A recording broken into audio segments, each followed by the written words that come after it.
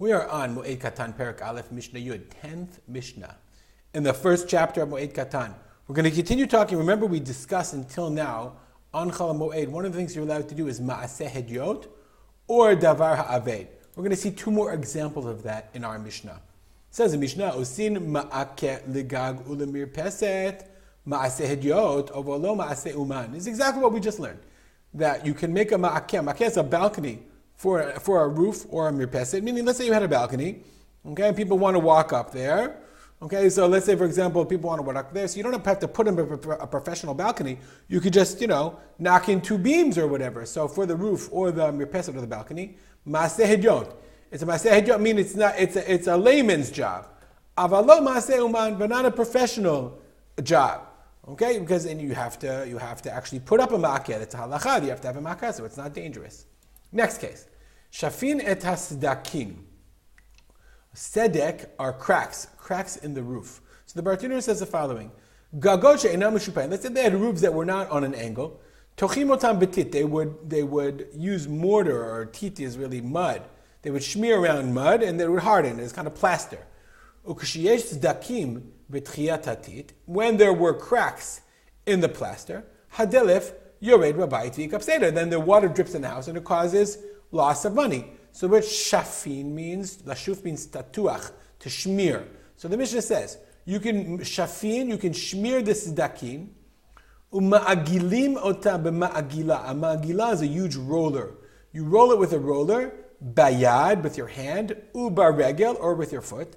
Avalo b'machalatzayim. Machalatzayim is a professional tool used for smearing plaster, which we would call a trough. So you can't use a trough. So the Mishnah says the following: the pshat of the Mishnah is you can smear out, meaning you can smear plaster into the cracks, and you can roll it with a roller with your hand or with your foot, but not b'machalatzayim. Why? Not with a kli uman, not with a trough. Okay, why are you allowed to do this?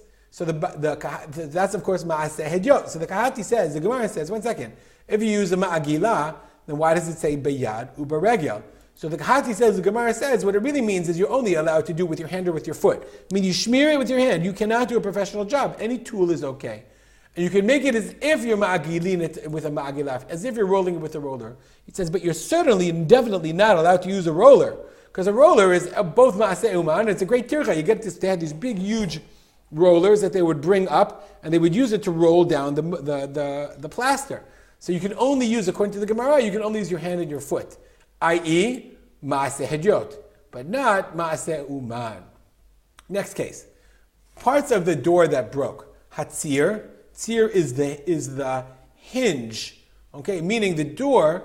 If this is your door, okay, the door would rest on a hinge. Okay, and then the hinge would be in a hole. So if the hinge broke, hatzir, vatzinor, the tzinor is the hole the hinge went into. Kora is the beam above. V'hamanul, the lock. V'hamafteach, or the key, shenishberu. Let's say any part of your door broke. If the part of your door broke, the door was very important. Mitaknam b'moed, you can fix them. Why can you fix it on moed? The Bartuner says, the Bartuner does not say. Okay, but the reason is because the Kahati says, yes we are, okay, because it's davar ha'aveh, the Kahati says. You're allowed to fix your door on the moed, because if you don't fix your door, someone's going to come in and steal your stuff. On the condition that you didn't intentionally leave it for Chol Hamoed, meaning the door is broken, you said, we'll take care of it in Chol Hamoed. Next case. Kavush is salted. So if you're going to salt food, some salted food, it takes 2 weeks or 4 weeks to cure. Other food, let's say for example, I make pickles, delicious pickles, less than a week, a couple days, even a day, you can eat it. So you're allowed to salt foods, kvashim, you can do salting, shu yachol le'achol mehem b'moed, as long as you can eat them on moed, then kovsham, then you can do the salting and enjoy your yummy pickles or herring or whatever. We'll stop here and dedicate our learning to the memory of my father, Harav Simcha ben Yitzchak Kalman. Have a good day.